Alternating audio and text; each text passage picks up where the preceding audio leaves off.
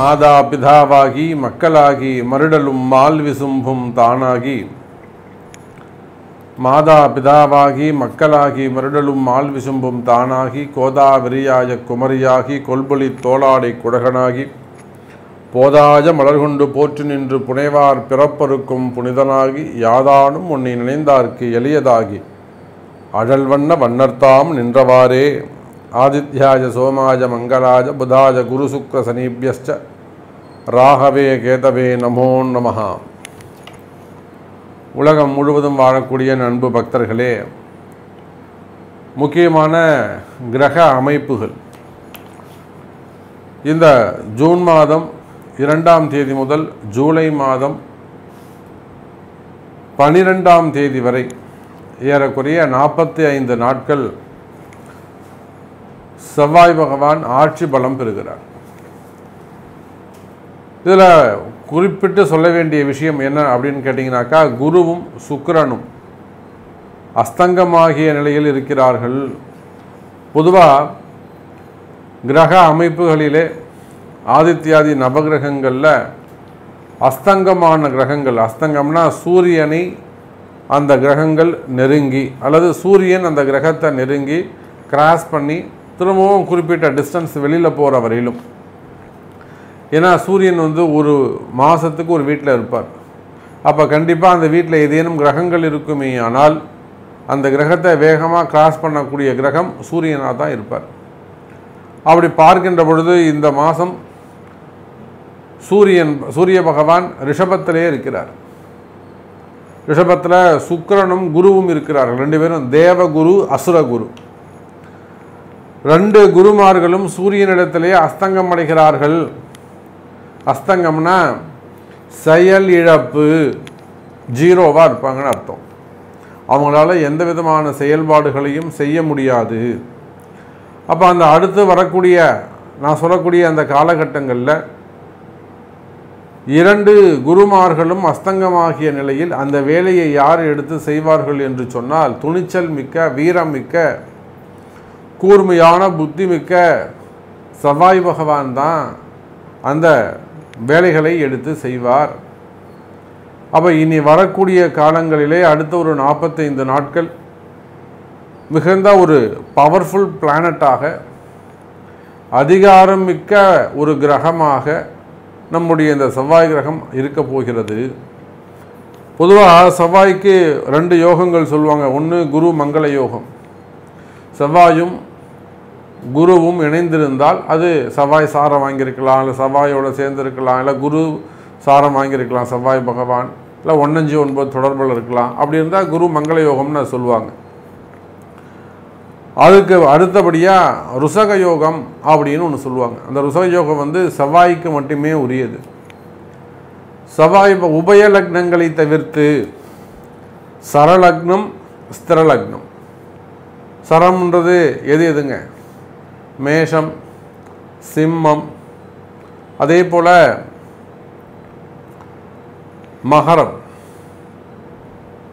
மற்றும் ரிஷபம், கடகம், துலாம், மகரம். அப்போ இந்த 8 லக்னத்திற்கும் ருசக யோகம் உண்டு. செவ்வாய் அங்கே இருப்பாரேயானால், வலுப்பெற்று இருப்பாரேயானால், பலம் பெற்று இருப்பாரேயானால் கிரகமே தேவையில்லை. அப்போ இந்த செவ்வாய் அடுத்த 45 நாட்களில் எந்தெந்த காரகத்துவத்தில் யார் யாருக்கெல்லாம் நன்மை தரப்போகிறார் அப்படிங்கிறத நம்ம பார்க்கணும். பொதுவாக பல நேரங்களில் நம்மளுடைய ராசி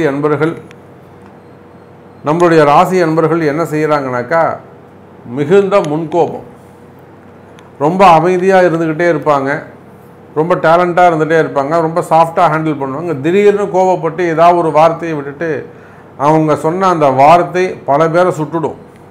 அப்போ அந்த மனசில் பல எதிரிகளை அவர்கள் சம்பாதித்து விடுவார்கள். நல்ல நண்பர்களை எல்லாம் இழந்து விடுவார்கள், அல்லது நல்ல வாய்ப்புகளை எல்லாம் மிஸ் பண்ணிவிடுவாங்க, நல்ல சான்ஸ்லாம் மிஸ் பண்ணிவிடுவாங்க. அப்போ மெயினாக அந்த முன்கோபம், அந்த முன்கோபத்துக்கு யார் காரகத்துவம்னா இந்த செவ்வாய் தான். அதே போல் உங்கள் கோபத்தினால் ஏதேனும் இழந்திருக்கிறீர்களா, உங்கள் கோபத்தால் ஏதேனும் நீங்கள் மிஸ் பண்ணியிருக்கீங்களா, அதெல்லாம் கொஞ்சம் சரியாகக்கூடிய நேரம். அதே போல் துணிச்சல், அதுக்கும் இந்த செவ்வாய் பகவான் தான் காரணமாக அமைகிறார். துணிச்சலை பொறுத்தவரையிலும் செவ்வாய் எதை நீங்கள் துணிஞ்சு செய்ய, நான் துணை இருக்கேன் உனக்கு, அந்த குருவும் சுக்கிரனும் இருந்தால் உங்களுக்கு என்ன சப்போர்ட் பண்ணுவாங்களோ அது இந்த செவ்வாய் பகவான் உங்களுக்கு தரப்போகிறார். இப்படி இந்த மாதிரி நிறைய சப்ஜெக்ட் நாம் உள்ளே பார்க்க போகிறோம். ஒவ்வொரு ராசிகளுக்கும் குறிப்பாக உங்கள் ராசிக்கு என்ன நடக்க போகுது அப்படிங்கிறத சொல்ல போகிறோம். உங்களுக்கு எது ப்ளஸ் பாயிண்ட்டாக இருக்க போது, எது மைனஸ் பாயிண்ட்டாக இருக்க போது ரொம்ப ஆர்வத்தோடு இருக்கிறீர்கள் என்பது தெரிகிறது. வாருங்கள் நாம் ஃபுல் டீட்டெயிலாக பார்க்கலாம்.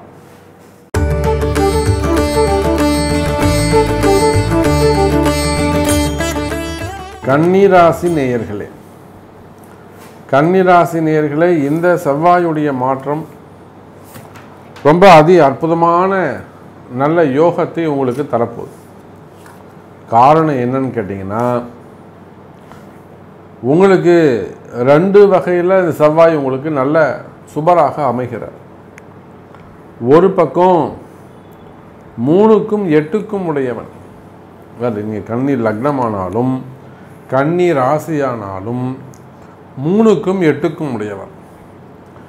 எப்பொழுதுமே 8க்குடையவன் 8லே ஸ்தான பலம் பெற்றிருந்தால் அது ஒரு வகையில் நல்ல யோகத்தை ஏற்படுத்தும், திடீர் அதிர்ஷ்டங்களை ஏற்படுத்தும்.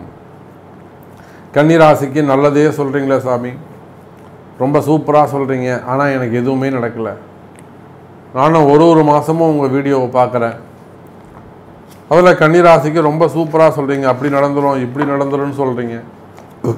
ஆனால் அந்த கன்னிராசிக்கு நல்லதே நடக்கலைன்னா அஸ்த நட்சத்திரம், எனக்கு எந்த நன்மையும் நடக்கவே இல்லையே. நான் உத்திர நட்சத்திரம், எதிரிகள் தான் சாமி அதிகமாகறாங்க, எனக்கு எந்த நன்மையும் நடைபெறவில்லை. இது நிறைய நம்ம கமெண்டில் பார்க்குறோம். கன்னிராசி என்பதிலே ஒரு விஷயத்தை நீங்கள் நல்லா புரிஞ்சுக்கணும். கன்னிராசிக்கான பொதுவான பலன்களை நம்ம சொல்லிக்கிட்டு இருக்கிறோம். இது கூட உங்கள் தலையெழுத்துன்னு ஒன்று இருக்குது, அதுதான் உங்கள் பிறப்பு ஜாதகம். அப்போ உங்கள் பிறப்பு ஜாதகத்தை கொண்டு நான் சொல்லக்கூடிய நன்மைகளெல்லாம் உங்களுக்கு பொருந்துமா, எனக்கு நடக்குமா, அப்படி நடக்கணும்னா நான் என்ன வழிபாடு செய்யணும், எந்த தெய்வத்தை பிடிக்கணும், எந்த தோஷத்தை நிவர்த்தி செய்யணும், எந்த தோஷம் நிவர்த்தியானால் இந்த யோகங்கள்லாம் நம்மளை சேரும்ன்றதை அறிந்து நீங்கள் செய்ய வேண்டும். கன்னிராசி அன்பர்களே, வெறும் நம்ம செய்தியை மட்டும் தெரிஞ்சிட்டா படிச்சுக்கிட்டா போகாது, அதுக்கேற்ற மாதிரி நடந்துக்கணும். அது நடக்கிறதுக்கு தேவையான தகுதிகளை வளர்த்து கொள்ள வேண்டும். அப்போ நம்ம இன்னும் இந்த பேசிக்கான விஷயங்களை நம்ம இன்னும் புரிஞ்சுக்கல. நான் கன்னிராசி, எனக்கு 66 வயசு ஆகுது, 86 வயசு ஆகுது, எனக்கு இன்னும் நடக்கலை. அப்போ இதெல்லாம் எந்த அளவுக்குன்னா அறியாமைன்னு தான் நம்ம சொல்ல முடியும். அப்படி பார்க்கின்ற பொழுது கன்னிராசி என்பர்களே, இந்த செவ்வாயுடைய மாற்றம் உங்களுக்கு 70% நன்மையை செய்கிறது. உங்களுக்கு என்ன நடக்கும் நான் சொல்லுங்கள். சார், நான் வெளிநாட்டில் இருக்கேன், எந்த கண்ட்ரியில் இருக்கேன், எனக்கு உத்தியோகம் கொஞ்சம் பிரச்சனையாக இருக்குது, சரி பண்ணுவோம். அல்லது எனக்கு கொஞ்சம் ஃபேமிலி ப்ராப்ளமாக இருக்குது, சரி பண்ணுவோம். அல்லது பிள்ளைகளுடைய வளர்ச்சி ஆட்டிசம் ப்ராப்ளமாக இருக்குது, எல்லாம் ப்ரீமெச்சூர்டு பேபியாக இருக்குது, அவங்க ஏதாவது கொஞ்சம் சரியாவாங்களா, அதெல்லாம் என்ன கர்மா. இப்போ இந்த மாதிரியாக நீங்கள் யோகம் இருக்குதுன்னு சொல்கிறீங்களே, இதில் ஏதாவது அவங்க மீட் ஆக முடியுமா, ரெக்கவரி ஆக முடியுமா? இதுதான் புத்திசாலித்தனம். இப்படித்தான் நீங்கள் யோசிக்கணும். சேரில் போய் உட்காந்து நிம்மதியாக உட்காந்து எனக்கு இன்னும் நல்லது நடக்கலை, எனக்கு இன்னும் நல்லது நடக்கலாம், எப்படி நடக்கும்? உங்கள் தலையெழுத்து மாறணும்னா உங்களுக்கு இந்த பிறப்பில் உங்களுக்கு என்ன கர்ம வினை இருக்கோ அந்த கர்ம வினையை ஃபஸ்ட்டு நீங்கள் கிளியர் பண்ணணும். அதுக்குத்தான் நம்ம முன்னோர்கள் பக்தி, விரதம், அனுஷ்டானம், ஆலய வழிபாடுகள்னு 3 விதமாக வச்சுருக்காங்க. இப்போ இந்த ஆலய வழிபாடுகள் மூலமாக தான் நம்ம இந்த கர்ம வினைகளை நீக்க முடியும். கன்னிராசி அன்பர்களே, அப்படி பார்க்கின்ற பொழுது 3க்கும் 8க்கும் உடையவன் இந்த செவ்வாய் முழு அசுபர். அந்த அசுபர் ஸ்தான பலம் பெறுகின்ற பொழுது குறிப்பாக குருவும் சுக்கிரனும் அஸ்தங்கம் அடைந்திருக்கிறார்கள். இந்த குருவும் சுக்கிரனும் அஸ்தங்கம் அடைந்த காலத்திலே 8ஆம் அதிபதி வலு பெறுகின்ற பொழுது, குறிப்பாக சனி பகவான் 6ஆம் பாவத்தில் இருக்கிறார்.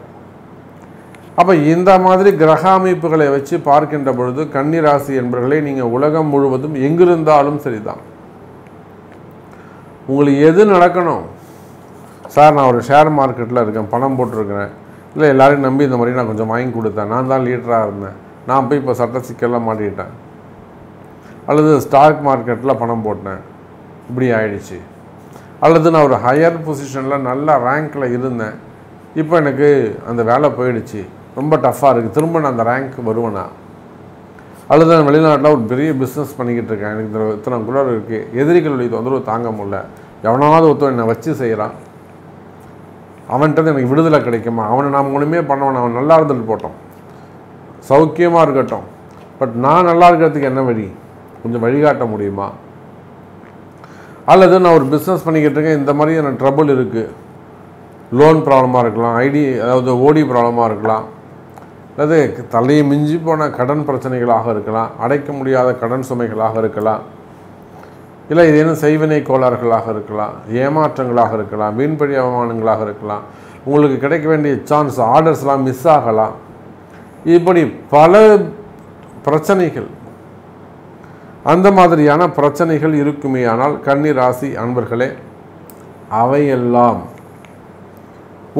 உங்களிடத்திலே உங்கள் பிறப்பு ஜாதகத்தை கொண்டு சரியான வழிபாடுகள் வழிகாட்டுதல் இருக்குமே. ஆனால் நான் சொல்லக்கூடிய இந்த 45 நாட்களில் நல்ல மாற்றம் ஏற்படும், இது நிதர்சனமான உண்மை. அதுக்கு தான் கன்னி ராசி என்பதில் உங்களுக்கு 70% நன்மைன்னு நான் சொல்லியிருக்கிறேன். அப்போ உங்களுக்கு நல்லது நடக்கணுமா? ஆமாம் சாமி, எனக்கு எப்படியாவது நல்லது பண்ணுங்கள், கவலையே வேண்டாம் கன்னி ராசி என்பர்களே, நன்மை நடக்கும். அப்போ உங்களுடைய பிறப்பு ஜாதகத்தை கொண்டு ஒரு நல்ல முன்னேற்றத்தை ஏற்படுத்தி கொள்ளுங்கள். அதே போல் இந்த ஃபைனான்ஸ் பிஸ்னஸ் பண்ணக்கூடிய பெரிய லெவலில், அதே போல் அரசியல் தலைவர்கள், அரசியலில் ஈடுபட்டிருக்கக்கூடியவர்கள், வெளிநாட்டு பயணம் செய்யக்கூடியவர்கள், அதே போல் பூமி சார்ந்த தொழில்கள், ரியல் எஸ்டேட் பண்ணக்கூடியவங்க, லேண்ட் ப்ரமோட்டர்ஸ், கட்டுமான தொழிலில் பில்டர்ஸான தொழிலில் ஈடுபட்டிருக்கக்கூடியவர்கள், பெரிய பெரிய பில்டராக இருக்கக்கூடிய அந்த தொழில் செய்யக்கூடியவங்க, அதே போல் மினரல்ஸ் கனிம வளங்கள் சம்மந்தப்பட்ட தொழில் செய்யக்கூடியவங்க, டிரான்ஸ்போர்ட் டிப்பர் லாரியோ அல்லது பஸ்ஸோ பெரிய டிரான்ஸ்போர்ட்ஸ் வச்சு நடத்தக்கூடியவர்கள், எக்ஸ்போர்ட் இம்போர்ட் பிஸ்னஸ் பண்ணக்கூடியவங்க, லாஜிஸ்டிக் பிஸ்னஸ் பண்ணக்கூடியவர்கள். அப்போது இந்த மாதிரியான செவ்வாய் சார்ந்த தொழில் செய்யக்கூடியவர்கள், அதே போல் உலோகங்கள், நெருப்பு சம்பந்தமாக அது உருக்கி செய்யக்கூடியது தான் உலோகம். அப்போ அந்த மாதிரியான ஃபேக்ட்ரிஸ் வச்சு நடத்தக்கூடியவர்கள், இந்த மாதிரியான தொழில் செய்யக்கூடியவங்களா, உலோகங்கள்லாம் என்ன 5 விதமான உலோகங்கள் அங்கே வந்துடும். இது போக அந்த கண்ணாடி இருக்குது, ஃபைபர் இருக்குது, மெட்டீரியல் இருக்குது, காருக்கு தேவையான ஸ்பேர் பார்ட்ஸ் இருக்குது, அங்கே இரும்பு இருக்குது. அப்போ பெரிய பெரிய ஃபேக்ட்ரிஸ், கம்பெனிகள் வச்சு நடத்தக்கூடியவர்கள். அப்போ இந்த மாதிரியான தொழில் செய்யக்கூடிய எனதருமை கன்னி ராசி நேயர்களே, இந்த தொழில் அமைப்புகளில் உங்களுக்கு ஏதேனும் பிரச்சனைகள் இருக்குமே. ஆனால் நிச்சயமாக அந்த பிரச்சனைகள் எல்லாம் விலகக்கூடிய காலம்.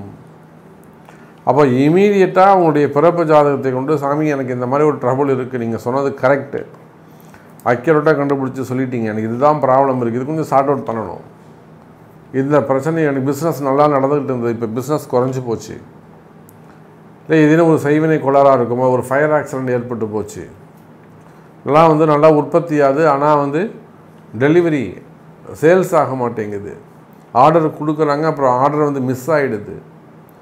இப்போ இந்த மாதிரி எனக்கு உண்மையான தொழிலாளி அமையல, அவங்களுக்கு திருட்டு நடக்குது. அப்போ எனதருமை கன்னி ராசி நேயர்களே, இப்போ உங்கள் கம்பெனியில் உங்கள் தொழிலில் என்ன மாதிரியான பிரச்சனை இருக்குது என்பதை அறிந்து அதை கொண்டு சொல்வீர்களே. ஆனால் அதற்குரிய வழிபாடுகள், பரிகாரங்கள், பிராயச்சித்தங்கள் செய்வீர்களே. ஆனால் நிச்சயமாக இந்த செவ்வாயுடைய மாற்ற காலங்களில் அற்புதமான முன்னேற்றம் அமையும்.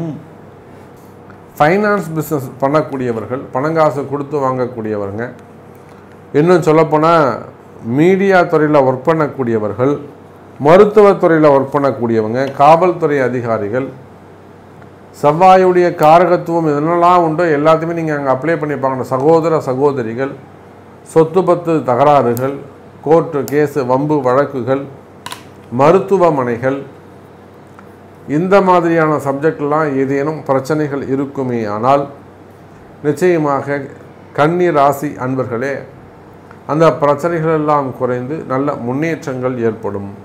குறிப்பாக ஷேர் மார்க்கெட்டில் பணம் போட்டு ஏமாறுவது, ஸ்டாக் மார்க்கெட்டில் பணம் போட்டு ஏமாறுவது, அல்லது ஆன்லைனில் ஏதாவது பணம் போட்டு ஏமாறுவது, அல்லது உதவி செஞ்சுட்டு பணங்காசு உதவிக்குன்னு கொடுத்துட்டு அங்கே வராமல் இருப்பது, இல்லை அவங்க உங்களை ஏமாற்றுவது, நான் கொடுக்க மாட்டேன் அவங்களால முடிஞ்சது பண்ணிக்கோ அப்படிலாம் இன்றைக்கி தரேன் நாளைக்கு தரேன்னு ஒரு போஸ்ட்போன் பண்ணிகிட்டே இருக்கிறது. சரி, இந்த மாதிரியான பிரச்சனைகள் இருக்குமே ஆனால் கவலை வேண்டாம் எனதருமை கன்னிராசினியர்களே, நல்ல மாற்றங்கள் ஏற்படும். அதே போல் கனிம வளங்கள் பிஸ்னஸ் பண்ணக்கூடியவங்க, மினரல்ஸ் தாது பொருட்கள் குவாரிகள் மற்றும் tender business, group of companies, corporate நிறுவனங்கள், அதே போல் விவசாயிகள், அதே போல் நல்ல பதவி போட்டிகள் இதெல்லாம் இருக்குமே ஆனால் ஒரு விவசாயமாக இருக்கீங்க, ஒரு தோட்டம் தோப்பு வச்சு நடத்துகிறீங்க, உற்பத்தி அதிகமாக இல்லை உற்பத்தி குறைஞ்சி போகுது, இல்லை ஏதோ நஷ்டம் ஏற்படுது, அதுக்கெல்லாம் ஒரு சில காரணங்கள் இருக்கும். அடுத்தடுத்து அந்த தோப்பில் ஏதேனும் ஒரு கால்நடைகள் இறந்துக்கிட்டே போகுது, அதெல்லாம் காரணங்கள் இருக்கும். அப்போது அந்த மாதிரியான பிரச்சனைகள் இருந்தாலும் கன்னி ராசி நேயர்களே அவையெல்லாமும் சரியாவதற்கு வாய்ப்புகள் உண்டு. ஸோ இந்த செவ்வாயுடைய மாற்றம் கன்னி ராசிக்கு 70% நன்மை ஏற்படும். ஸோ உங்களுடைய பிரச்சனை என்ன அப்படிங்கிறத சொல்லுங்கள். நிச்சயமாக அதுக்கு உங்களுடைய பிறப்பு ஜாதகம் தான் பேசும். பிறப்பு ஜாதகத்தை கொண்டு அதுக்கான கொஞ்சம் அனலைஸ் பண்ணி அதுக்கான பரிகாரங்கள் பிராயச்சித்தங்கள் செய்வீர்களே ஆனால் நிலையான மகிழ்ச்சியான வாழ்வை நீங்கள் பெறுவீர்கள். சந்தோஷமாக வாழலாம் அப்படிங்கிறத தெரிவித்துக்கொண்டு மீண்டும் ஒரு அற்புதமான பதிவில் சந்திக்கிறேன். நன்றி. நமச்சிவாயம். ஜெய் வராய்.